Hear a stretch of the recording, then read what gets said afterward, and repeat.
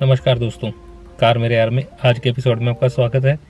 एक सब्सक्राइब का button push कीजिए और नोटिफिकेशन बेल साथ में ऑन कर दीजिए ताकि वीडियोस आपके पास जैसी अपलोड हो इन्फॉर्मेशन पहुंच जाया करे। दोस्तों, वैगनआर लॉन्च हो गई। कल हमने स्विफ्ट की बात की थी, उसके साथ कि स्विफ्ट कहाँ बैठती है उसके साथ, या कौन सा वेरिएंट उसके साथ कंपीट कर पाता है, क्योंकि 1.2 लीटर इंजन भी है उसके साथ। आज दोस्तों मेन कंपटीशन जिसके साथ है इसका, या जिसके लिए जानी जाती थी ये कारें, उसका मैं आज बात करने लगा हूँ। सेंट्रो और वैगनआर दोनों गाड़ियों का आज कंपटीशन करते हैं। देखते हैं कौन वैल्यू फॉर मनी है। वैसे तो दोनों की बराबर की लड़ाई है। सन 99 से यानी कि 20 साल हो गए। अभी 3 महीने पहले सेंट्रो आई थी, साथ ही वैगनआर आ गई। और ऐसे नहीं लग रहा कि हड़बड़ाहट में आई है, पूरी प्लान तरीके से गाड़ी बनाई गई है। मेरे को तो ऐसे लगता है अच्छी तरीके से गाड़ी बनाई गई है। जैसे वो फुली अपडेटेड गाड़ी आई है, नई गाड़ी आई है, वैसे ही ये भी नई गाड़ी आई है। तो दोस्तों देखते हैं इनमें क्या क्या खासियतें हैं। मेन पॉइंट्स 2 हैं दोस्तों उनके लिए, जो दोनों गाड़ियों को बिल्कुल अलग कर देते हैं गाड़ी से।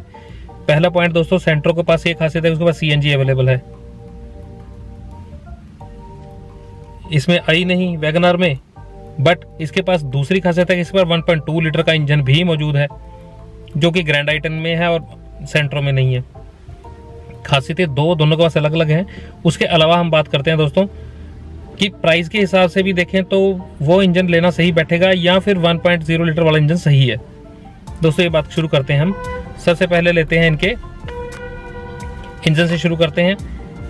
दोस्तों प्राइस बेस वेरिएंट का 3,90,000 रुपये डिलाइट सेंट्रो, वैगनआर 4,19,000 रुपये का पड़ता है हमें।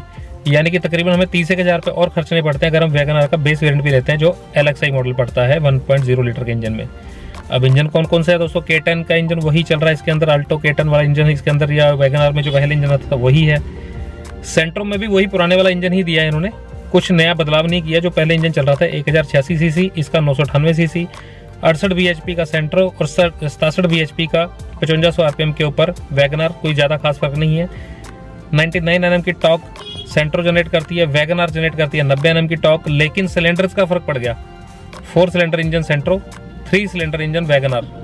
लेकिन इनके NVH लेवल्स बहुत अच्छे हो गए, तो इसलिए कोई ऐसी परेशानी वाली बात नहीं लगती कि 3 सिलेंडर भी, हमें लगता नहीं कि नॉइजी इंजन है, अच्छे तरीके से परफॉर्म कर पाता है।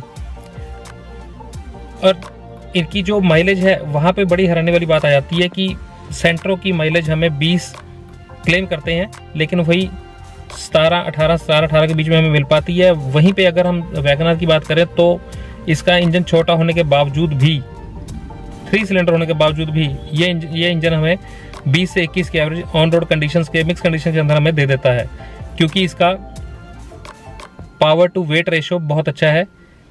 सेंट्रो से थोड़ी सी हल्की होने के कारण ये उस चीज़ का फ़ायदा उठा के ले जाती है। अगर मैं टायर्स की बात करूँ तो 155, 80, R13 टायर दोनों गाड़ियों के अंदर सेम मिलते हैं हमें। लेकिन डुअल टोन डैशबोर्ड हमें सेंट्रो मिल पाएगा, सिंगल टोन डैशबोर्ड हमें वैगनआर में मिलता है। अगर मैं फ्यूल टैंक की बात करूं तो 32 लीटर का वैगनआर और 35 लीटर का सेंट्रो मिलता है। लेंथ विड्थ हाइट की बात करें तो मेन दोस्तों चेंजेस यहीं पे हैं। 3610 mm की लेंथ है सेंट्रो की, वैगनआर वहीं पे 3655 mm यानी कि 45 mm बड़ी है, जिससे लेगरूम अंदर, और सबसे बड़ी बात बूट स्पेस बहुत बड़ा हो गया इसके मुकाबले, तकरीबन 40% ज़्यादा है। और अगर हम विड्थ की बात करें तो 1645 mm, जो कि -25 mm है। वैगनआर में 1620 mm है। अगर बात करूं हाइट की तो 1560 mm की हाइट सेंट्रो में है, जो कि टॉल बॉय कहते हैं लेकिन है नहीं। रियल टॉल बॉय की मैं आपको हाइट बताता हूँ 1675 mm, जो कि प्लस 65 mm है सेंट्रो से। व्हील बेस भी 50 mm ज़्यादा है, 2450 mm का है वैगनआर का। AC और हीटर दोनों ही नहीं है सेंट्रो के बेस मॉडल में, लेकिन हमें 30,000 ज़्यादा खर्च के वैगनआर में ये चीज़ें मिल जाती है। प्लस और भी बहुत सारी चीज़ें हैं जिसको देख के हैरानी होती है। पावर शेयरिंग तो खैर दोनों में मिल जाएगा, लेकिन front two power window, parking sensors, 12 volt की पावर सॉकेट, ये चीज़ तो किसी में मिलेगी ही नहीं, किसी भी वेरिएंट में, बेस वेरिएंट में नहीं मिलेगी सेंट्रो में। लेकिन वैगनआर में बेस वेरिएंट से ही ये पार्किंग सेंसर तक इन्होंने दे दिए हैं पावर विंडो के साथ। ABS CVT दोनों में मिल जाता है, एक एयर बैग दोनों में मिल जाता है। सेंट्रल लॉकिंग सिर्फ वैगनआर में मिल पाती है। दोस्तों ये चीज़ें अगर खासियतें देखें तो 30,000 रुपये ज़्यादा लगाना कोई बड़ी बात नहीं है कि सारी चीज़ें हमें मिल रही हैं। सिर्फ म्यूजिक सिस्टम लगाना रह जाएगा, बाकी सारी चीज़ें हमें मिली गई इस गाड़ी के अंदर। और अगर दोस्तों हम टॉप वेरिएंट की बात करें तो इसमें स्पोर्ट्स मॉडल आता है टॉप मॉडल में। मैं सीएनजी की बात नहीं करूँगा क्योंकि सीएनजी इसमें नहीं आता।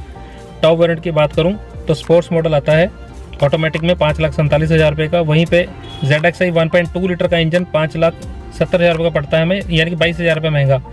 मैं दोस्तों इसलिए बात कर रहा हूँ इन दोनों गाड़ियों की क्योंकि तकरीबन इस प्राइस के अंदर सेम गाड़ियाँ ये बैठती हैं, तो इसलिए 1.2 लीटर का इंजन मेरे को इसके अंदर डालना पड़ा। 5.5 लाख रुपए में भी हमें एक लीटर इंजन मिल रहा है, वहाँ पे 5,70,000 रुपये में 1.2 लीटर का इंजन मिल रहा है, जो 1197 सीसी का इंजन 82 bhp का 845 kg वेट के साथ हमें मिलता है। अच्छी खासी पावर जनरेट करता है, फिर भी 21.5 की एवरेज ARI सर्टिफाइड क्लेम करते हैं, जो 1 लीटर के इंजन के ज़्यादा एवरेज हमें 1.2 लीटर का इंजन दे रहा है वैगन आर के अंदर। 165, 70 और 14 टायर दोनों गाड़ियों के अंदर हमें मिल जाते हैं। Touch screen infotainment system, Apple CarPlay, Android auto, ये सारी चीज़ें दोनों गाड़ियों के अंदर मिल जाती हैं। लेकिन सबसे बड़ी बात 2 एयर बैग हमें सिर्फ और सिर्फ वैगन आर के अंदर मिलते हैं। टॉप वेरिएंट सेंट्रो के अंदर फिर भी 1 एयर बैग ही मिल रहा है हमें। ये दोस्तों सेफ्टी के मामले में तो मैं प्लस पॉइंट ही दूंगा वैगन आर को। इसके बाद टिल्ट स्टीयरिंग सिर्फ वैगन आर में है। 60-40 की स्प्लिट सीट सिर्फ वैगन आर में है। पार्किंग सेंसर सिर्फ वैगन आर मिलते हैं, हालांकि speed sensing, door lock, power wash, rear washer wiper, ये चीज़ें दोस्तों सिर्फ और सिर्फ सेंट्रो मिल जाती हैं। अगर हम सेंट्रो की बात करें तो सेंट्रो में क्या क्या खासियतें हमें मिल जाती हैं। रियर एसी इवेंट घर में बहुत काम आएगा, एक वो हमें इसके अंदर मिल जाता है। GPS नेविगेशन हमें इनबिल्ट मिल जाता है इसके टच स्क्रीन सिस्टम के अंदर। और सबसे बड़ी बात CNG सिर्फ इसमें अवेलेबल है। इन चीज़ों को अगर देखें दोस्तों तो मेरे हिसाब से जो ये बातें 3-4 हैं, जो GPS नेविगेशन है वो तो हम एंड्रॉयड ऑटो हमारे लग ही गया तो फ़ोन के साथ हम कनेक्ट करके कर सकते हैं। रियर एसी इवेंट की हाँ थोड़ा इशू जरूर है, लेकिन वो एक इतना बड़ा डील ब्रेकर नहीं कि जो बाकी सारी खासियतें हैं वैगन आर की उसको हम छोड़ दें। रही सस्पेंशन की बात, वो बेनिफिट उठा के सेंट्रो ले जाती है, उसमें थोड़ा सस्पेंशन बेटर है वैगन आर के मुकाबले। अगर दोस्तों मैं सिर्फ ऑटोमेटिक की बात करूँ तो मेरे हिसाब से ऑटोमेटिक सिर्फ वैगन आर को प्रेफर करूँगा मैं, क्योंकि सेंट्रो में अभी अभी इन्होंने AGS डाला है, जो छोटे गाड़ियों के अंदर पहली बार आए हैं AGS को लेके, लेकिन 3 या 4 गाड़ियों को बनाने का एक्सपीरियंस मारुति के पास है, तो इस गाड़ी को नो डाउट बहुत अच्छे तरीके से परफॉर्म करती है ऑटोमेटिक के अंदर गाड़ी।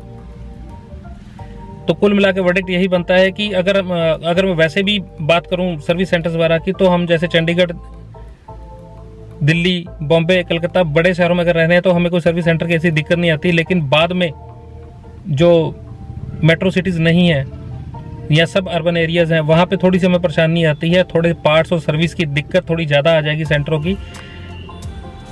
तो इसलिए मेरे हिसाब से वैगन आर अभी भी थोड़ी सी प्लस पॉइंट लेके चल रही है गाड़ी, जहाँ पे इनके 800 या 850 सर्विस सेंटर्स हैं हुंडई के, वहीं पे 3000 सर्विस सेंटर तो बहुत ज़्यादा हैं मारुति के। तो दोस्तों अगर इन चीज़ों को देखें तो डेफिनेटली मेरे हिसाब से विनर तो वैगन आर ही बनती है, जो थोड़े से प्राइस ज़्यादा होने के जो नुकसान है उसको बहुत ज़्यादा ओवरकम कर जाती है अपने फीचर्स के साथ, सेफ्टी पैक के साथ और अपने इतने बढ़िया पैकेज के साथ, क्योंकि इसमें लेग रूम, हेड रूम भी नो डाउट उससे ज़्यादा मिलता है, बूट स्पेस उससे ज़्यादा मिल रही है, इंजन उससे रिफाइंड मिल रहा है, और ऑटोमेटिक के तो उससे प्लस पॉइंट है ही। दोस्तों बताइएगा आपको ये वीडियो कैसा लगा। वीडियो पसंद है तो प्लीज़ लाइक ज़रूर कर दीजिएगा और शेयर कीजिए। वैगन आर और सेंट्रो के बीच में कन्फ्यूज़न क्योंकि बहुत ज़्यादा है, इसका कंपटीशन होना ही था, तो कोशिश मेरी ये थी कि मैं आपको फीचर्स और पॉइंट्स बता दूं जिसके साथ आपको आसानी हो जाए एक गाड़ी डिसाइड करने की। मेरे को लगता है कि ग्रैंड i10 भी बड़ी जल्दी, ग्रैंड i10 वाला इंजन भी बड़ी जल्दी सेंट्रो के अंदर आ जाएगा, क्योंकि 1.2 लीटर के साथ कंपीट करना है वैगन आर के साथ, तो फिर ये तो करना ही पड़ेगा। सीट बेल्ट लगाकर आराम से ध्यान से गाड़ी चलाएं दोस्तों, सेफ रहें, तंदुरुस्त रहें। नेक्स्ट वीडियो तक